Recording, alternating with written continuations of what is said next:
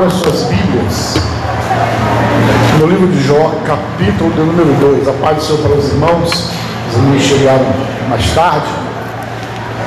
Jó, capítulo de número 2, versículo de número 12 e 13. Jó, capítulo 2, versículo 12 e 13. Diz assim: e levantando de longe os seus olhos, não o conheceram. Então levantaram a sua voz e choraram, rasgaram cada um seu manto, e sobre as suas cabeças lançaram pó ao ar. E assentaram-se com ele na terra 7 dias e 7 noites. Porém, nenhum lhe dizia palavra alguma, porque viam que a dor era muito grande.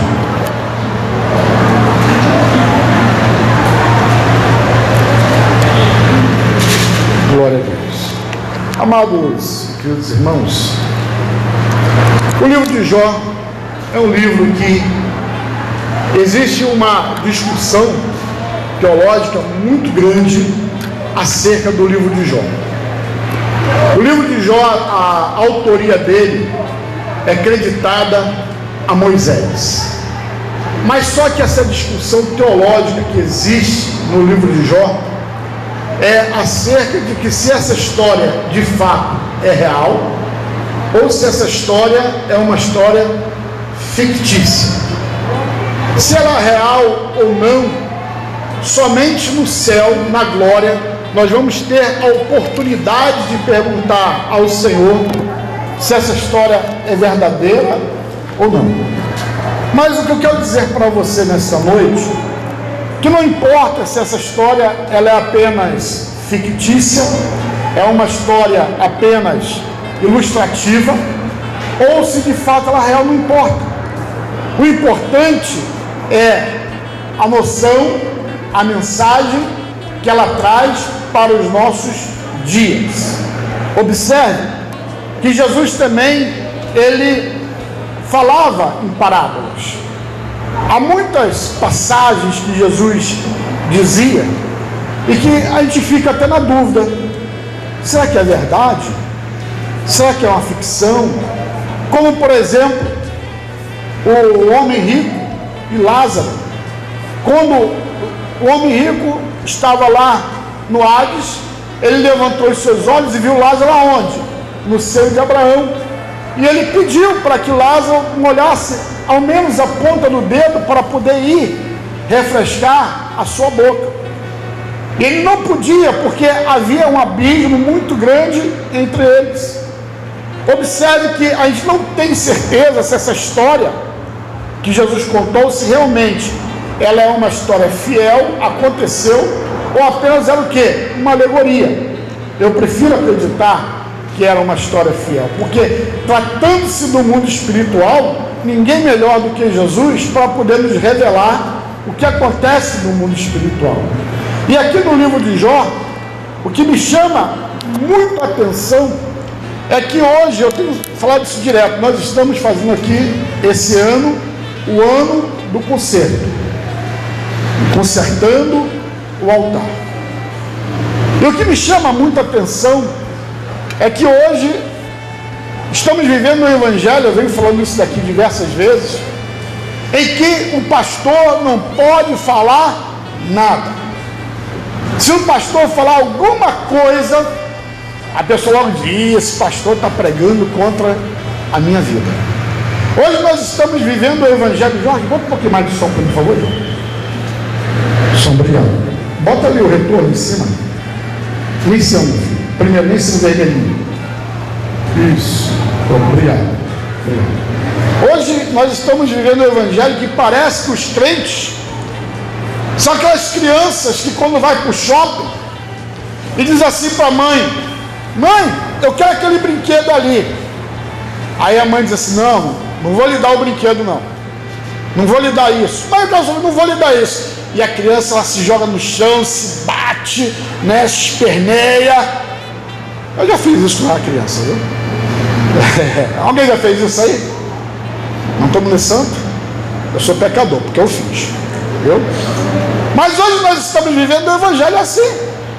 Os crentes, quando Deus ele dá algo negativo, aí você diz, eu não quero mais ser crente, essa igreja eu não venho mais. Olha, pastor, antigamente tinha cartão de membro, né?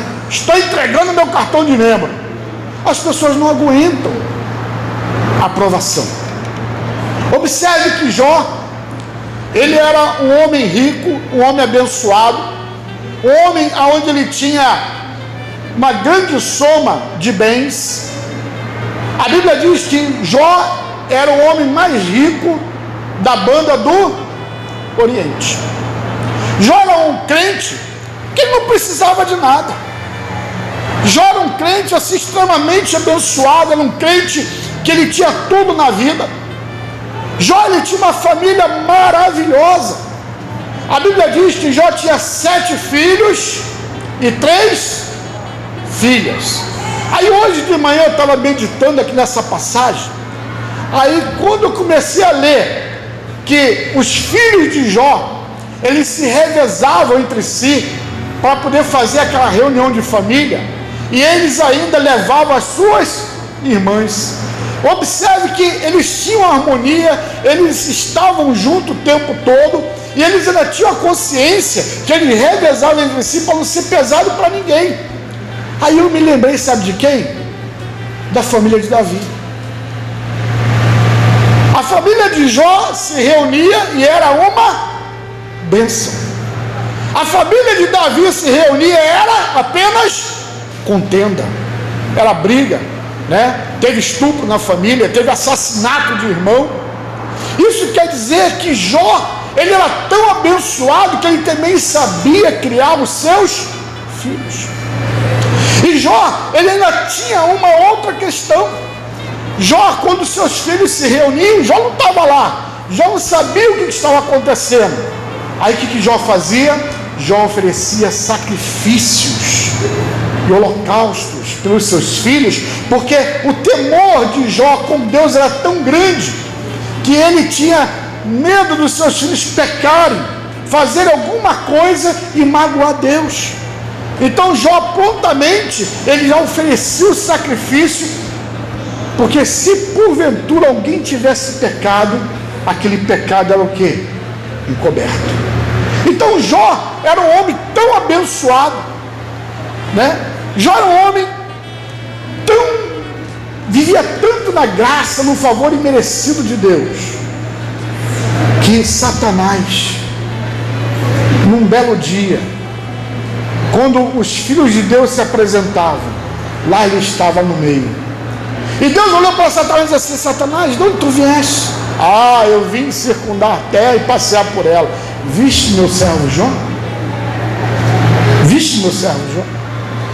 Talvez hoje você possa dizer assim: ah, pastor, eu não tenho a bênção na minha vida que Jó tinha, eu não tenho a prosperidade na minha vida que Jó tinha.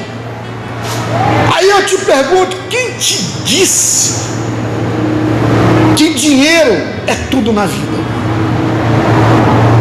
Quem te disse para você que ter dinheiro, ter uma boa posição é tudo na vida? Não. Se você pudesse chegar para Jó hoje e dissesse assim para Jó: Jó, o que você quer, Jó? Os seus 3.000 camelos, suas 500 juntas de boi, seu jumento ou seus 10 filhos vivos? O que você acha que Jó iria dizer? Que ele queria quem? Os 10 filhos vivos. Observe que quando a primeira coisa que Satanás tocou foi aonde? Nos bens de Jó. A Bíblia diz que primeiro Jó estava ali assentado e chega o primeiro mensageiro e ele diz para Jó: olha, Jó, nós somos seus, até anotei aqui que é um nome diferente, os sabus, né? Eles vieram e mataram os moços, mataram os bois, mataram os jumentos. E de repente Jó, quando ele estava recebendo essa notícia ainda, Chegou o segundo mensageiro e disse para Jó: olha, Jó, fogo caiu do céu, foi Deus que mandou, fogo de Deus caiu do céu e queimou as ovelhas e todos os moços. Irmãos, tem crente que na primeira notícia ruim já se desespera. Jó já estava na segunda notícia ruim, e quando ainda mal aquele homem acabou de falar, chegou o terceiro homem dizendo que os caldeus tomaram todos os seus camelos. Você sabe o que era o camelo, a importância do camelo para Jó? Jó, ele não era apenas um comerciante, não. Jó, na verdade, ele era um distribuidor de comércio. Era aquele camarada que ele fazia o transporte, distribuía riquezas por toda aquela região. Olha, pastor, como é que o senhor sabe disso? Porque ele tinha 3.000 camelos. E lá naquela região, o camelo é que fazia as vezes do caminhão, do transporte. Então Jó, ele era responsável pela boa parte, ou se não a total logística da distribuição de riquezas daquela cidade, daquele local. Para vocês terem ideia de como Jó era rico. Imagine que uma cidade como Salvador dependesse de uma única pessoa para trazer comida para a cidade, para trazer roupa para a cidade, para trazer tudo que nós precisamos. Todo o dinheiro da cidade tinha que passar pela mão daquela pessoa. Essa era Jó. E de repente alguém diz assim: olha, os caldeus pegaram todos os seus camelos e mataram os moços. Terceira notícia ruim. Tem crente que na primeira já tinha desviado. Tem crente que na primeira notícia já tinha dito assim: Deus, olha Deus, o Senhor me abandonou. Deus, eu não quero mais estar na tua presença. Tem crente que assim, na primeira notícia, Jó já tinha recebido 3 notícias ruins. E as 3 notícias que Jó recebeu foram notícias que estavam tocando em todos os seus bens. Ora, Jó naquele dia ele acordou rico, mas Jó naquele mesmo dia estava indo dormir como homem pobre. Naquele tempo não tinha seguro. Onde você tem seguro, você bota seu carro no seguro, bota sua casa no seguro, bota sua empresa no seguro. Qualquer problema que tiver, o seguro te indeniza. Nesse tempo não. Nesse tempo perdeu, meu amigo. Perdeu. E aí então Jó, quando ele estava se recompondo da terceira notícia, que Jó ainda talvez não tinha caído a ficha nele, que agora naquele momento ele era um homem pobre, tinha que começar tudo do zero. Chega a notícia de que um vento forte bateu sobre a casa, aonde estavam reunidos todos os seus 10 filhos. E a Bíblia diz que aquela casa desabou sobre os 10 filhos de Jó. E no único dia, Jó perdeu 10 filhos. Amados irmãos, eu sempre digo aqui uma coisa: nós fomos, a nossa era hoje, né? A nossa geração, nós não estamos preparados para perder os nossos filhos. Nós até estamos preparados para perder os nossos pais, mas os nossos filhos nunca. E por quê, pastor?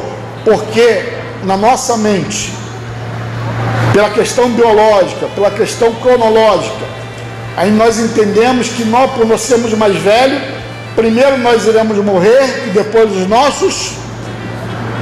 Mas Jó naquele dia, ele não perdeu um filho, ele perdeu 10 filhos em um único momento.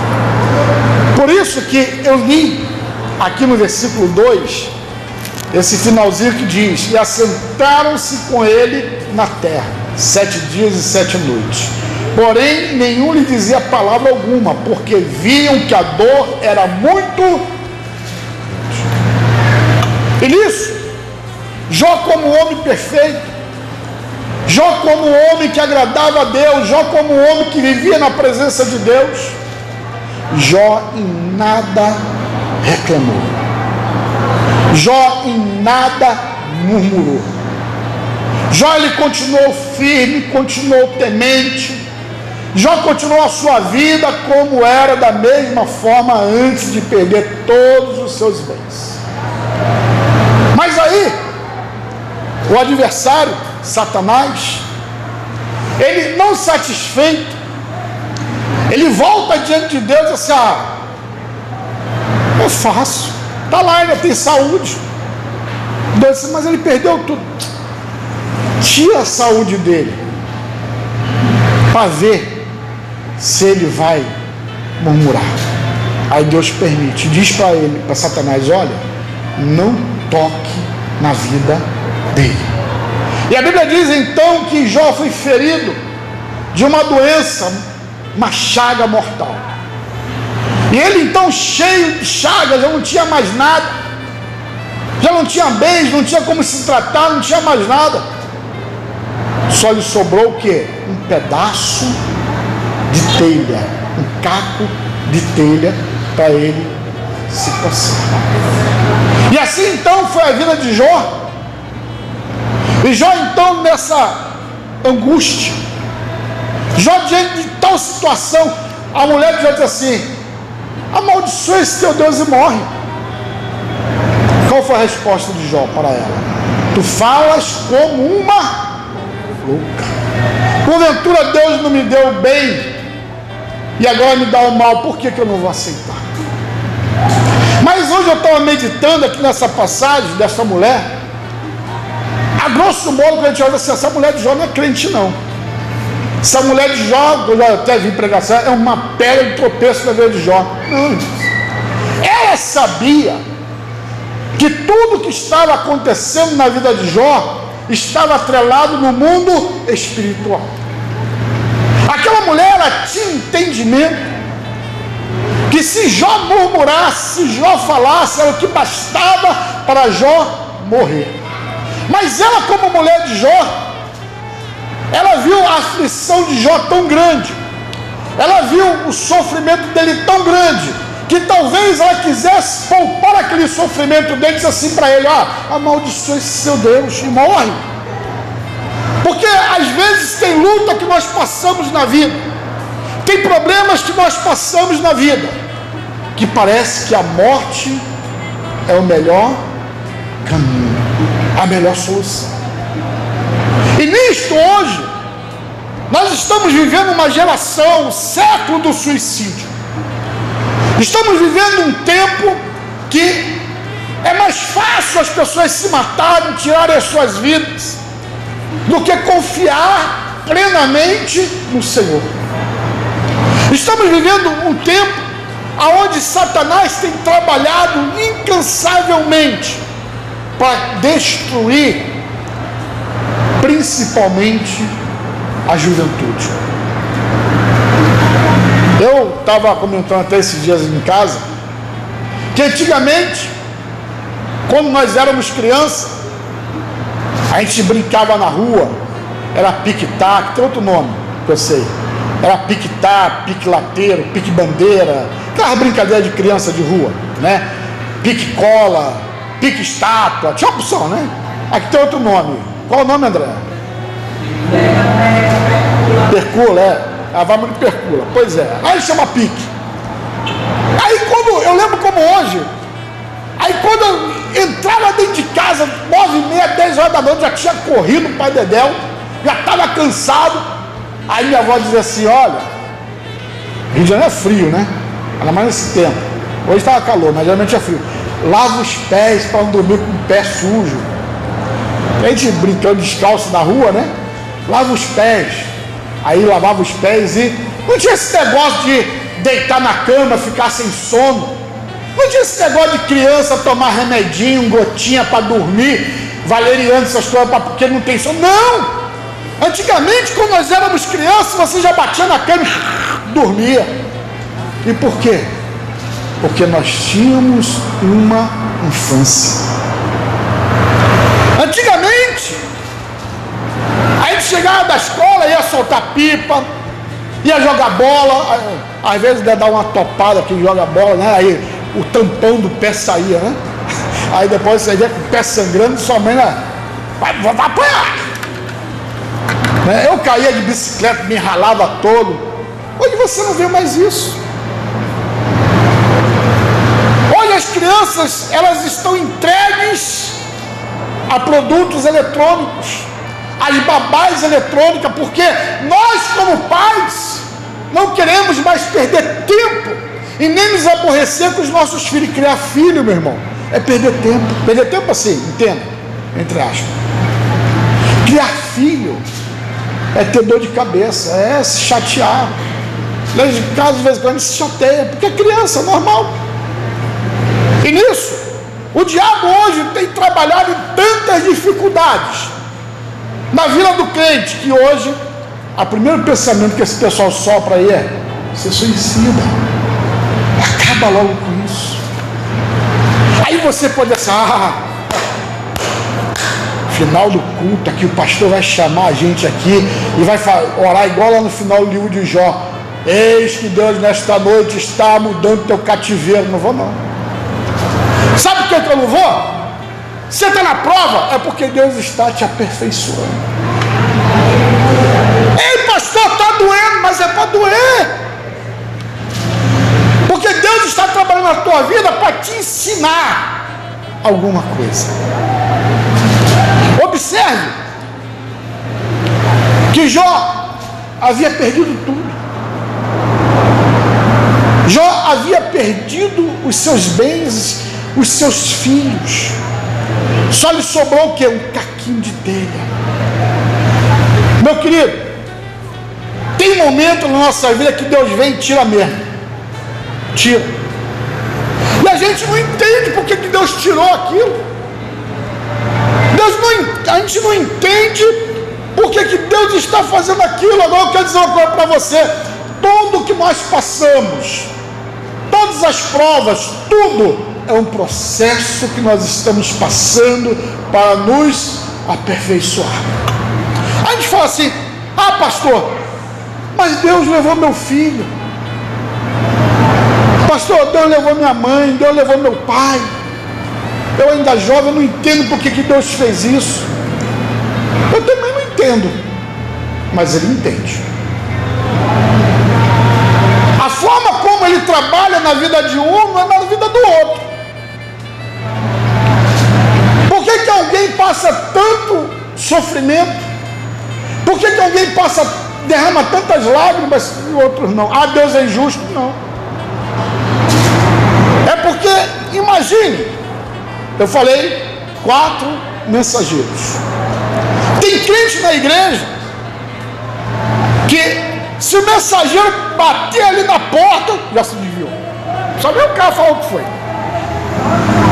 Já se desviou, já foi embora. Não quero mais ser crente. Há pessoas na igreja que o mensageiro vem, dá a primeira pancada, tá firme. Vem o segundo, ele, Jesus. Jesus. Já tomei a primeira, fiquei firme, a segunda não aguento não, vai embora. Há outras pessoas que aguentam. Toma a primeira, toma a segunda, toma a terceira, toma a quarta e está ali, está firme. Mas foi porque Deus quis? Não, meu querido. Muitas vezes, a maioria das vezes, 99,99% de coisas ruins que acontecem na nossa vida, porque Satanás está trabalhando para nos destruir. E por que, pastor? Porque a Bíblia diz que o anjo do Senhor está ao nosso redor. E Satanás está onde? Ao redor. Jesus disse que a tríplice função de Satanás qual é? Matar, roubar e destruir. Da mesma forma como ele agiu na vida de Jó, ele também quer agir na nossa vida. Ele quer matar, ele quer roubar, ele quer destruir. E eu fico, às vezes, eu vou falar uma coisa aqui para vocês, que eu sou muito observador da vida na igreja. Às vezes na igreja tem uma família, todo mundo abençoado, os filhos na igreja, a esposa, o marido, a esposa cantora, o marido pregador, uma benção, uma benção. Aí um deles não vigia, peca. Quando a pessoa peca, é aquela brecha que o diabo tem para entrar, e ele entra. E quando o diabo entra, ele não entra para poder preencher o espaço ali não, porque está vazio, não. O diabo, quando ele entra na vida de uma pessoa, ele entra para destruir.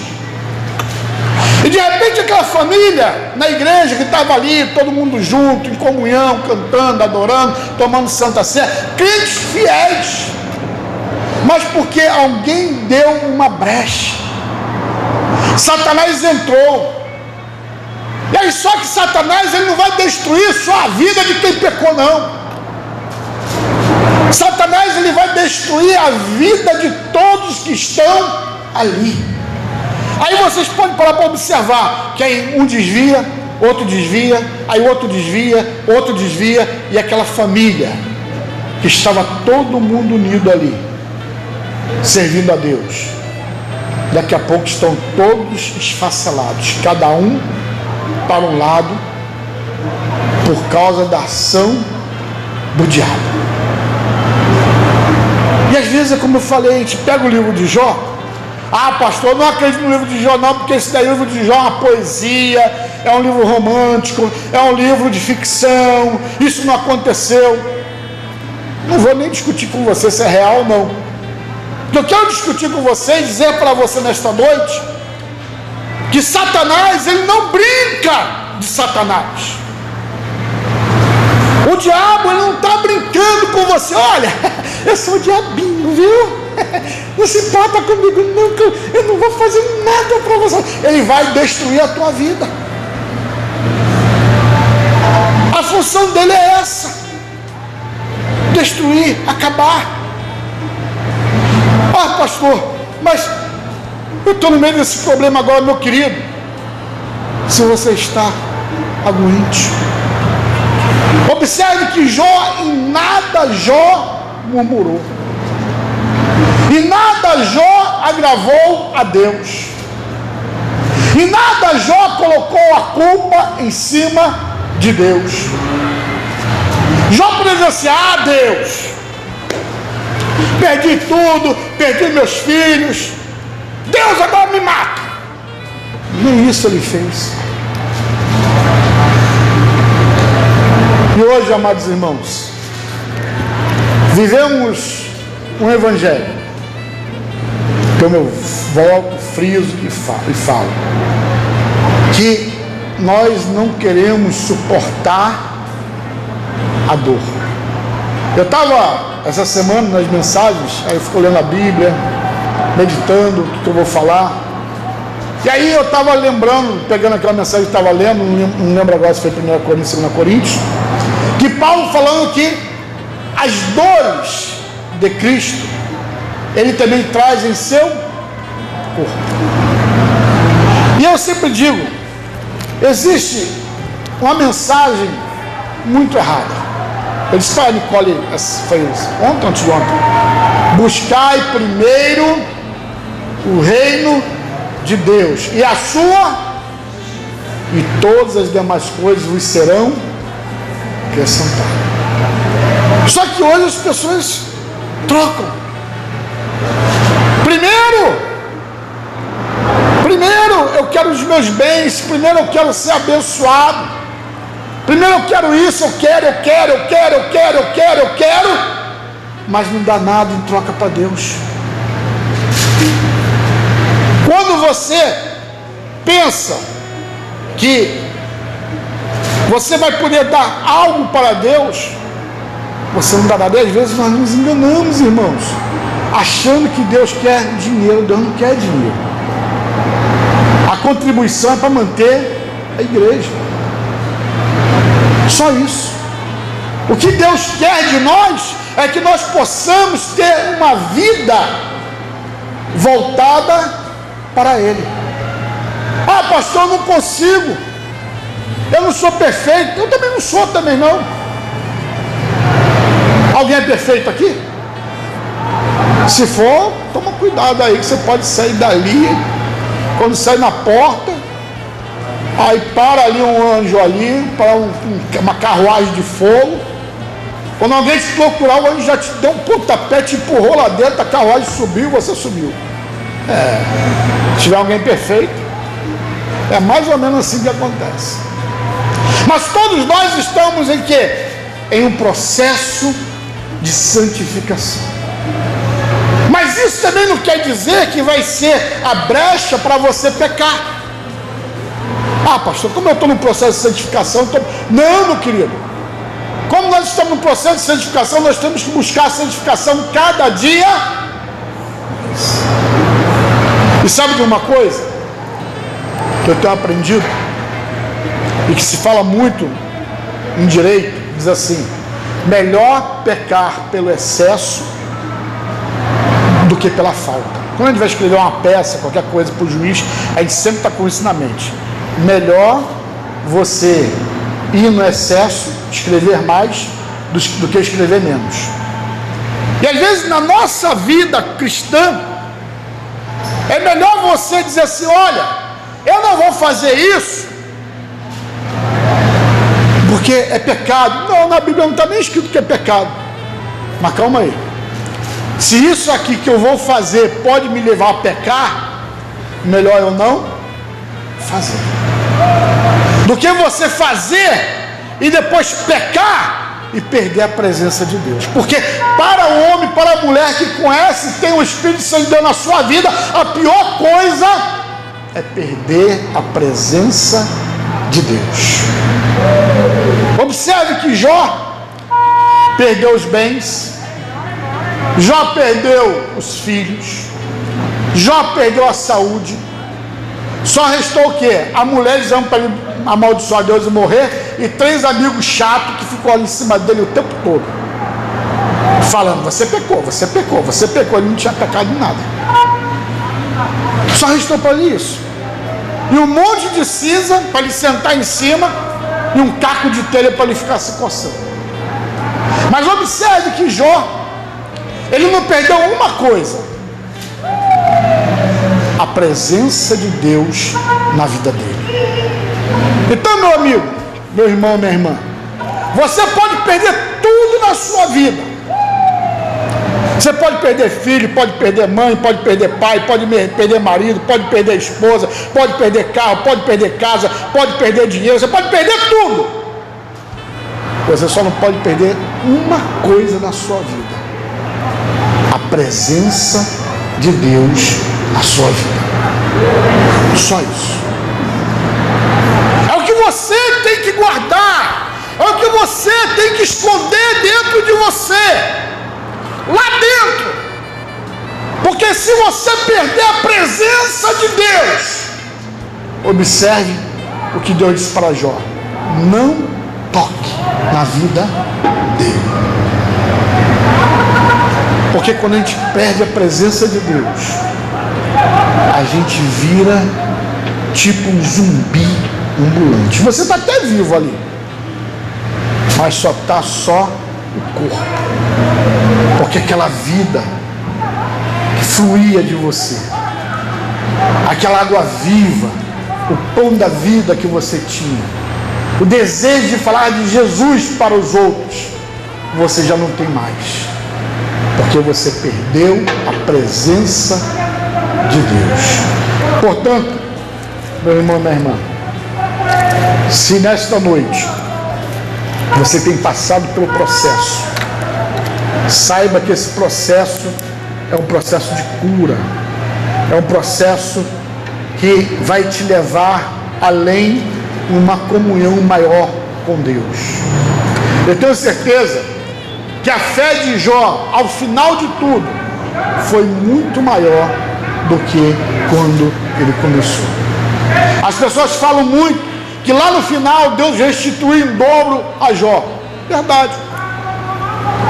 Mas só que o principal, eles esquecem de falar, que também a comunhão, a unção, a graça na vida de Jó também foi em dobro. É porque às vezes, irmão, a gente se liga muito nas questões materiais, esquecemos das questões espirituais. Não fique triste por nada que ao longo da sua vida cristã você perdeu. Não fique triste por nada que ao longo da vida cristã aconteceu com você e que você acha que foi um prejuízo para a sua vida, seja material, seja sentimental, seja espiritual, seja no campo que for. Saiba que no final a restituição será em dobro para a sua vida. Amém? Glória a Deus. Então, amados irmãos, estava falando com a irmã Jaci agora. Então o pastor Márcio, irmã Luísa, não sei se vai querer começar semana que vem a